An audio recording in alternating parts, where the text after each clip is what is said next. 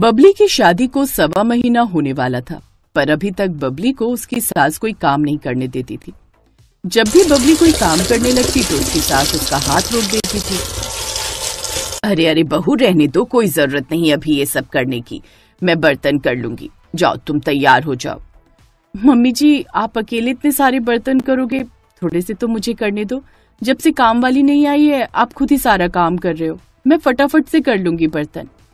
पर फिर भी मैं तुमसे बर्तन नहीं करवाऊंगी, अभी तुम नई नई बहू हो, घर के सारे काम तुमसे थोड़ी करवाने हैं। हाँ, शादी को थोड़ा टाइम हो जाए फिर तो सब तुम्हें ही संभालना है बहू, अभी थोड़ा घूम फिर लो, फिर तो हमेशा काम ही करने हैं। बबली के ससुराल में काम वाली लगी हुई थी, पर कुछ दिनों से काम वाली नहीं आ रही थी। बबली ने देखा कि उसकी सास अकेली लगी हुई है तो वो भी साथ में थोड़ा बहुत करवाने लगी। हाँ, उसकी सास उसे ज्यादा काम करने के लिए मना करती थी, पर बबली खुद से ही थोड़ा बहुत काम कर लेती थी। अब नई काम वाली जब तक नहीं मिल रही थी तो सास खुद से ही सारे काम कर रही थी। हेलो रमा जी, कोई काम वाली मिली? आप अपनी भेज दो, बहुत परेशानी हो रही है। अच्छा, आपकी भी नहीं आ रही? ठीक है, अगर आए तो उसको कहना कि मेरे से मिलेगी, मैं उसे ही लगा लूंगी। ठीक है, नमस्ते जी। मम्मी जी, अब आप मना नहीं करोगे? झाड़ू आपने लगा दिया, पोछा मैं लगाऊंगी।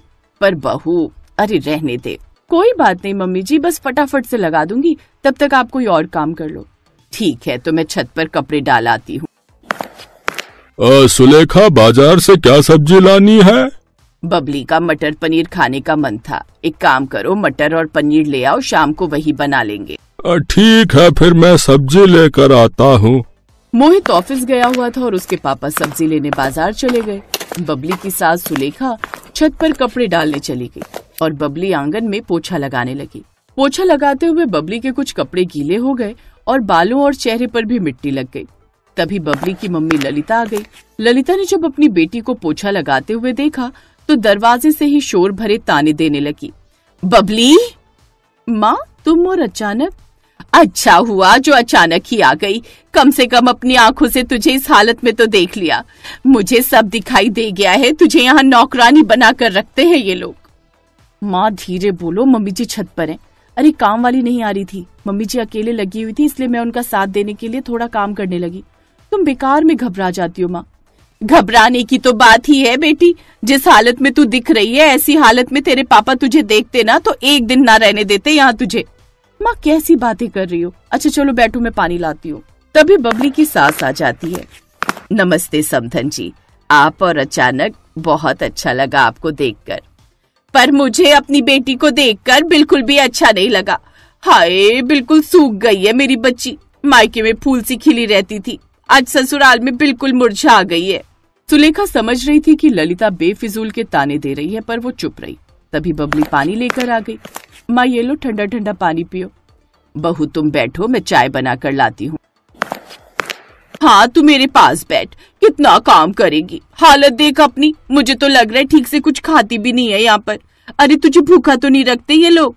ललिता इतना शोर मचा मचा कर बातें कर रही थी कि सारी आवाज रसोई में चाय बनाती सुलेखा के कानों तक पहुंच रही थी। माँ तुम बेकार ही टेंशन ले रही हो, मुझे यहाँ पर कोई परेशानी नहीं होती, सब मेरा बहुत ख्याल रखते हैं।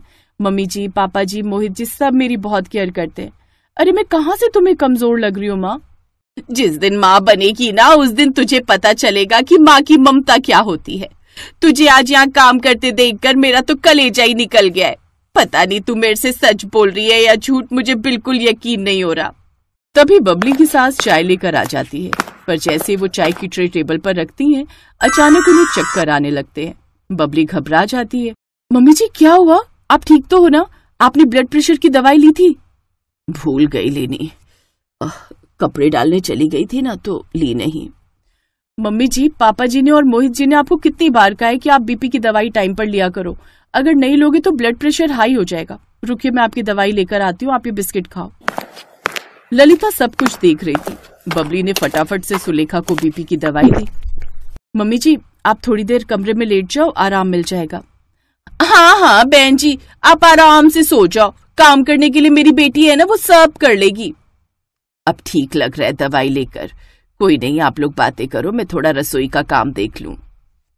ब्लड प्रेशर की दवाई खाकर सुलेखा फिर से काम में लग गई। रसोई में बहुत सारे बर्तन रखे थे, सुलेखा बर्तन मांजने लगी और बाहर ललिता बबली को पट्टी पढ़ाने लगी। देख बबली, मेरी बात को समझ, ये सब तेरी सास की चाल है। वो जानबूझकर अभी अच्छी बन रही है, तभी तो देख तेरे आती काम वाली भी काम छोड़कर चली गई। अरे छोड़कर नहीं गई, उसे हटाया गया है, क्योंकि तेरी सास को पता है कि अब तू घर में आ गई है, तू अब घर के सारे काम तुझसे ही करवाएगी, वरना इतने टाइम से लगी हुई काम वाली अचानक कैसे जा सकती है। मेरी बात कान खोलकर सुन ले, एक भी काम घर का करने की कोई जरूरत नहीं, वरना सारी जिंदगी ससुराल में नौकरानी बनकर रहेगी। ज्यादा अच्छा होना भी गलत हो जाता है। अभी से हाँ जी करेगी ना तो ये लोग तेरी अच्छाई का फायदा उठाएंगे। कोई भी काम हो तू मत उठाकर, अपने आप करेगी तेरी सास। बबली मन की बहुत अच्छी थी, पर उसकी माँ ललिता ने उसके मन में बुराई का बीज बो ही दिया। माँ, मैं क्या सच में कमजोर लग रही हूँ? तो तुझे क्या लगता है मैं झूठ बोल रही हूँ? अरे तुझे 9 महीने पेट में पाला है, मैं तेरा बुरा कभी नहीं चाहूंगी। मेरी बात को गांठ बांध ले, तुझे इस घर की मालकिन बनना है, नौकरानी नहीं। अगले दिन से ही बबली के तेवर बदल गए। जहां बबली अपने ससुराल वालों को सम्मान देती थी, आज वो उनका अपमान करने लगी।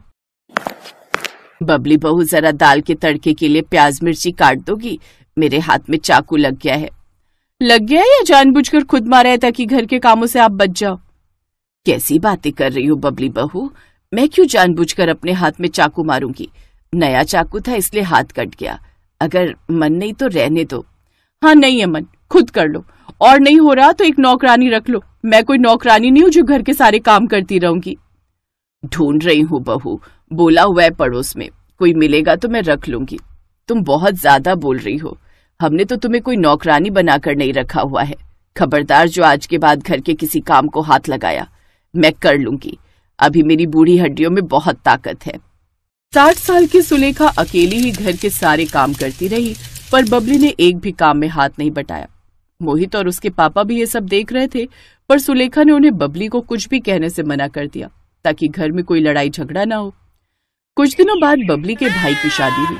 बबली अपने मायके गई तो उसने देखा कि उसकी माँ ललिता उसकी भाभी को कोई भी काम नहीं करने देती, खुद ही सारे काम करती है। माँ, तुम क्यों बर्तन कर रही हो? आज काम वाली नहीं आई क्या? और भाभी को बोल देते, वो आपकी हेल्प कर देते। अरे नहीं, नई बहू से बर्तन थोड़ी करवाऊंगी, अभी कुछ महीने आराम करने दो, फिर तो सारी जिंदगी बहू ने काम ही करना है। वैसे भी दोनों घूमने गए हैं, मजे करने दो, अभी उनकी उम्र है, और फिर घर के काम तो मुझे आदत है, मैं कर लूंगी। मैं चाहती हूँ अगर मेरी बहू अच्छी है तो मैं भी अच्छी सास बनूं। अलका बहू तो कह रही थी कि माँ जी घूमने नहीं जाती हूँ, आपके साथ काम में हाथ बटा लेती हूँ, पर मैंने मना कर दिया, बेचारी बहुत अच्छी है। माँ की बातें सुनकर बबली की आंखों में आंसू आ गए और वो गुस्से में बोली, माँ, मैं भी अपने ससुराल में अच्छी बहू थी, पर तुम्हारी वजह से आज मैं अपने ससुराल में बुरी बन गई। तुमने मेरे मन में मेरे ससुराल वालों के लिए, खासकर मेरी सास के लिए नफरत का जहर घोला। खुद तो तुम अपनी बहू के साथ एक अच्छा रिश्ता बनाकर बैठी हो, और तुमने मेरी सास के साथ मेरा रिश्ता खराब कर दिया। बस अब और नहीं, आज के बाद मेरे मन में मेरे ससुराल वालों के लिए नफरत पैदा करने की कोई जरूरत नहीं। आप मेरे से मिलने आओगी, पर मेरे ससुराल वालों के खिलाफ अगर एक भी शब्द गलत बोला तो मैं मायके आना छोड़ दूंगी। माँ, जा रही हूँ मैं वापस अपने ससुराल, अपना बिगड़ा हुआ रिश्ता ठीक कर दिया। और फिर बबली की लाइफ में सब कुछ ठीक हो गया।